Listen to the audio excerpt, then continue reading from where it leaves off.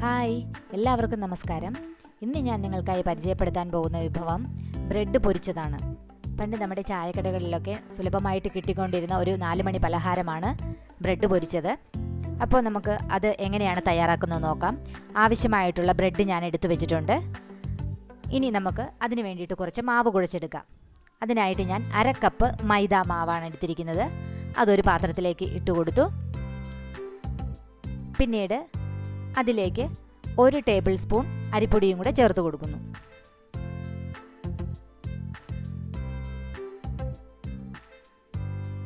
ഇനി ഇതിലേക്ക് ഞാൻ ചേർക്കാൻ പോകുന്നത് ഒരു കോഴിമുട്ടയാണ്. അത് നമുക്കിതിലേക്ക് ചേർത്ത് കൊടുക്കാം. ഇനി ഇതിലേക്ക് ആവശ്യമായിട്ടുള്ള ഉപ്പും പഞ്ചസാരയും കൂടി ചേർത്ത് കൊടുക്കാം. പഞ്ചസാര 1 ടേബിൾ സ്പൂൺ ചേർത്ത് കൊടുത്തു. ഉപ്പ് 1/4 ടീസ്പൂൺ ചേർത്ത് കൊടുത്തു.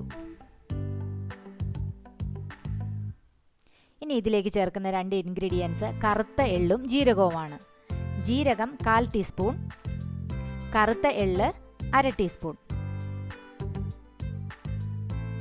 ഇനി നമുക്കിത് സാധാരണ വെള്ളമൊഴിച്ച് കുഴച്ചെടുക്കുന്നത് പോലെ നന്നായിട്ട് കുഴച്ചെടുക്കാം.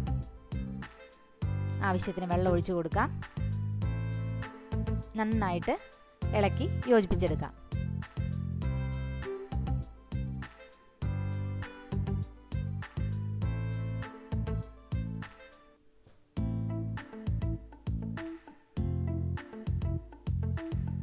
ഇനി ഇതിലേക്ക് 1/2 ടീസ്പൂൺ മഞ്ഞൾപ്പൊടി കൂടി ചേർത്ത് കൊടുക്കാം.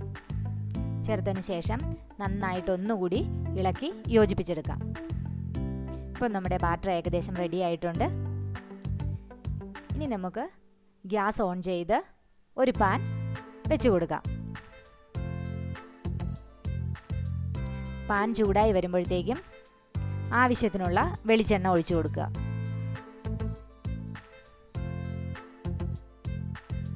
എണ്ണ നന്നായിട്ട് ചൂടായിട്ടുണ്ട്.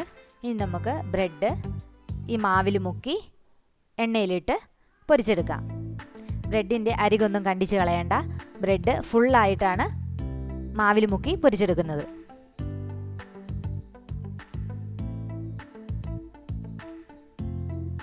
ഒരു സൈഡ് മൊരിയുമ്പോഴത്തേക്കും നമുക്ക് മറിച്ചിട്ട് കൊടുക്കാം.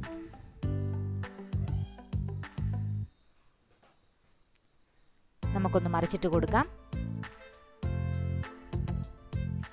2 സൈഡും നന്നായിട്ട് മൊരിഞ്ഞിട്ടുണ്ട്. ഇനി നമുക്ക് ഇത് ഒരു പ്ലേറ്റിലേക്ക് മാറ്റി വയ്ക്കാം. അങ്ങനെ നമുക്ക് എല്ലാ ബ്രെഡും മാവിൽ മുക്കി പൊരിച്ചെടുക്കാം. ഇപ്പോൾ ഞാൻ 1/2 കപ്പ് മൈദയായിരുന്നു എടുത്തിരുന്നത്. അതിന് എനിക്ക് 8 എണ്ണം ചെയ്തെടുക്കാൻ പറ്റി.